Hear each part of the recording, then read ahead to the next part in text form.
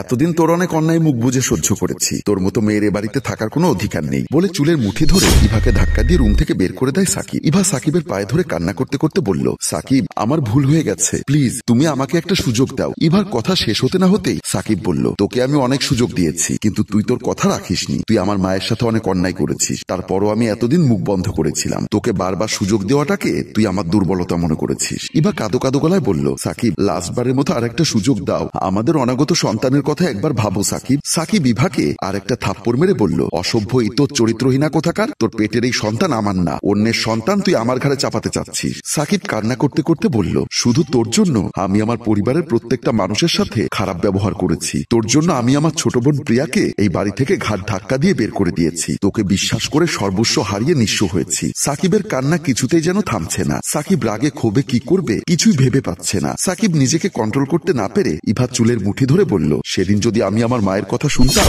আমি অফিসে যাওয়ার সময় মেইন দরজার কাছে আসতেই আমার মা ইমা বেগম ওষুধের প্রেসক্রিপশনটা আমার হাতে দিয়ে বলল, বাবা ওষুধগুলো শেষ হয়ে গেছে, তুই আজ বাসায় ফেরার সময় ওষুধগুলো নিয়ে আসিস। আমি মায়ের হাত থেকে প্রেসক্রিপশনটা নিয়ে বললাম, আর কিছু লাগবে মা? এমন সময় আমার ওয়াইফ ইভা এসে আমার হাত থেকে মায়ের প্রেসক্রিপশনটা টান দিয়ে নিয়ে বলল, প্রত্যেক দিন ঔষধ আনতে হয় তোমার, বেতন পাও ক টাকা শুনি? সব টাকা যদি মায়ের ঔষধ আনতেই খরচ করে ফেলো, বাড়ির অন্যান্য কাজগুলো কি করে করবে? আমার ইভার মুখে এমন কথা শুনে আমার মা ইমা বেগমের মুখটা যেন কেমন মলিন হয়ে গেল। মা লজ্জায় মাথা নিচু করে দাঁড়িয়ে আছে। আমি নিজেকে কিছুতেই বোঝাতে পারছি না। নিজের অজান্তেই আমার দুটি চোখ জলে ভিজে উঠল। পৃথিবীতে আমার মতো হতভাগা আর একটাও নেই। নিজের দু চোখের সামনে আমার মা মাথা নিচু করে দাঁড়িয়ে আছে, কিন্তু আমি কোনো প্রতিবাদ করতে পারিনি। আমার মায়ের দু চোখ জলে টলমলো করছে। সেদিন আমার মা আমাকে আর কিছু না বলে নিশ্চুপ নিজের রুমের দিকে চলে যায়, আর আমি আমার ক্ষতবিক্ষত হৃদয় নিয়ে অফিসের উদ্দেশ্যে রুম থেকে বেরিয়ে যাই। আর আমার ওয়াইফ ইভা আমার মায়ের সম্পর্কে যাতা বলেই চলেছে অবিরাম। আমার ছোট বোন প্রিয়া অনেকদিন পর আমাদের বাড়িতে বেড়াতে এসেছে। আমাদের দুই ভাই এক বোনের মধ্যে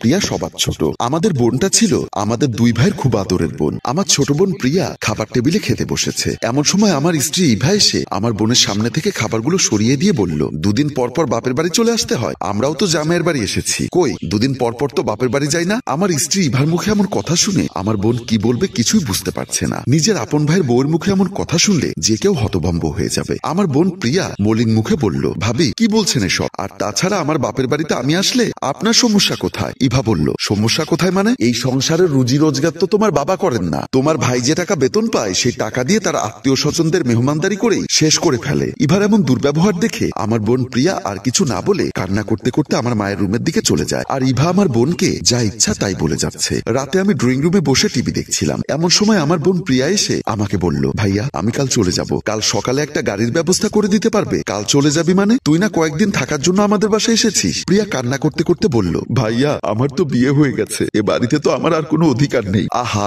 কি হয়েছে আমাকে খুলে বলতো। এমন সময় আমার ওয়াইফ ইভা এসে বলল, কি ভাইয়া বাসায় আসতে না আসতে আমার নামে নালিশ করা হচ্ছে? আমি ইভাকে ধমক দিয়ে থামিয়ে বললাম, কি বলছে এসব? তোমার নামে নালিশ করতে যাবে কেন? কারণ আমি উচিত কথা বলে ফেলি তো তাই। আমি ইভার কথা শুনে একটু রাগান্বিত করে বললাম, দেখো ইভা, বাসার সব বিষয়ে ইন্টারফেয়ার করতে এসো না, আমাদের দুই ভাই বোনের মধ্যে কথা হচ্ছে, তুমি মাঝখানে চলে আসলে কেন? ইভা চিৎকার দিয়ে বলল, দেখো সাকিব, এখানে আমাকে নিয়ে কথা হচ্ছে তাই আমি ইন্টারফেয়ার করছি। সাকিব বলল, আচ্ছা প্রিয়া বোন আমার, তুই গিয়ে রেস্ট কর, সকাল হলে দেখা যাবে। আমার কথা মতো আমার বোন প্রিয়া কান্না করতে করতে তার রুমের দিকে চলে গেল। এমন সময় ইভা বলল, ভাব দেখলে মনে হয় সে নিজে একাই জামাইয়ের ঘর করছে, ছোট লোকের মতো দুদিন পর পর এখানে চলে আসে, যত সব। আমার স্ত্রী ইভার মুখে এমন কথা শুনে আমি আমার রাগ কন্ট্রোল করতে না পেরে ইভার গালে ঠাস করে একটা থাপ্পড় দিয়ে বললাম, কি বলছিস তুই? আমার বোনকে ছোট লোক বলছিস? এত বড় সাহস তোর হলো কি করে? তারপর আমার আর ইভার মাঝে একের পর এক তর্ক বিতর্ক চলছে রাতভর। কলিং বেলের শব্দ শুনে দরজা খুলে দিল আমার মা ইমা বেগম। মা দরজা খুলে দিতেই রুমে প্রবেশ করলো বাবু। আমি বাসায় না থাকলে প্রায় বাবু আমার বাসায় আসে। বাবু রুমে প্রবেশ করে ইমা বেগমকে সালাম করে ড্রয়িং রুমের দিকে চলে যায়। বাবু ড্রয়িং রুমে প্রবেশ করতেই ইভা দৌড়ে এসে বাবুকে জড়িয়ে ধরে। ইমা বেগম এই দৃশ্য দেখে মনে মনে ভাবতে লাগলো, একটা ঘরের বউ হয়ে এত বেহায়া কি করে হতে পারে? আজ এর একটা বিহিত না করলে বৌমার সাহস আরো বেড়ে যাবে। ইমা বেগম ড্রয়িং রুমে প্রবেশ করে বলল, বৌমা, রোজ রোজ একটা ছেলেকে বাসায় এনে অবাধ মেলামেশা করছো, তোমার কি একটুও লজ্জা করে না? ইমা বেগমের মুখে এমন কথা শুনে ইভা বলল, কি বললেন আপনি? আমার স্বামীর ইনকামের টাকায় খেয়ে পড়ে থাকেন, সে কথাটা ভুলে যাবেন না। যদি বেশি বাড়াবাড়ি করেন তাহলে এই ঘরের খাবার চিরজীবনের জন্য বন্ধ হয়ে যাবে। ইভার মুখে এমন কথা শুনে ইমা বেগম নিজের রাগ আর কন্ট্রোল করতে না পেরে ইভার গালে ঠাস করে একটা থাপ্পড় বসিয়ে দিল। ইভা তার বন্ধু বাবুর সামনে ইমা বেগমের হাতে থাপ্পড় খেয়ে অপমান বোধ করতে লাগলো। ইভা অপমান আর লজ্জায় রাগে ফোঁস করতে করতে ইমা বেগমকে জোরে একটা ধাক্কা দিলে ইমা বেগম ওয়ালের সাথে বাড়ি খেয়ে অজ্ঞান হয়ে যায়। হসপিটালের বেডে শুয়ে আছে ইমা বেগম। ইমা বেগমের পাশে দাঁড়িয়ে আছে বলছে সাকিব ইভার বাবা মোমিন খান, ইভা ও প্রিয়া। মোমিন খান ইমা বেগমের হাতে ধরে বলল, বিআইন সাহেবা আপনার জুতো দিয়ে আমাকে দুটো বাড়ি দিন। ইমা বেগম আস্তে আস্তে উঠে বসে বলল, কি বলছেন বিআই সাহেব এসব? মোমিন খান কান্না করতে করতে বলল, আমার মেয়ে যে এরকম একটা জঘন্য কাজ করবে তা আমি কখনো কল্পনাও করিনি। বিআইন সাহেবা আপনার সামনে দাঁড়িয়ে কথা বলার মুখ যে আমার নেই। এমন সময় ইভা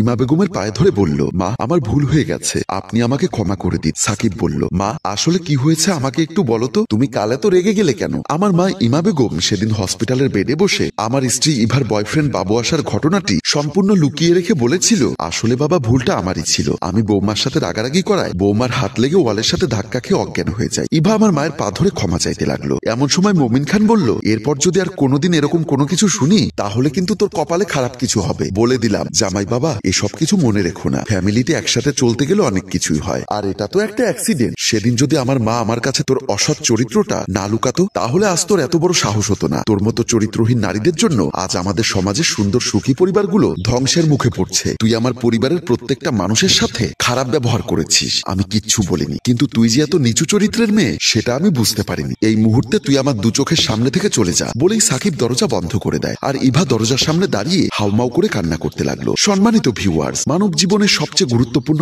স্থান হলো তার পরিবার। তাই এমন কোনো কাজ করবেন না যাতে করে পরিবারের সুখ শান্তি নষ্ট হয়। যদি আপনি আপনার পরিবারকে ভালোবাসতে না পারেন তাহলে আপনি পৃথিবীর কোনো ভালোবাসা পাওয়ার যোগ্যতাই রাখেন না। আমাদের গল্পটি যদি আপনাদের ভালো লেগে থাকে তাহলে লাইক, কমেন্ট ও শেয়ার করে আমাদের পাশেই থাকুন। গল্পটির রচনায় মোশাররফ হোসাইন মৃদুল, পরিচালনায় এইচ এম কানন, চিত্রগ্রহণ ইপ্তি হুসাইন এবং প্রযোজনায় বরুণ আচার্য। ধন্যবাদ।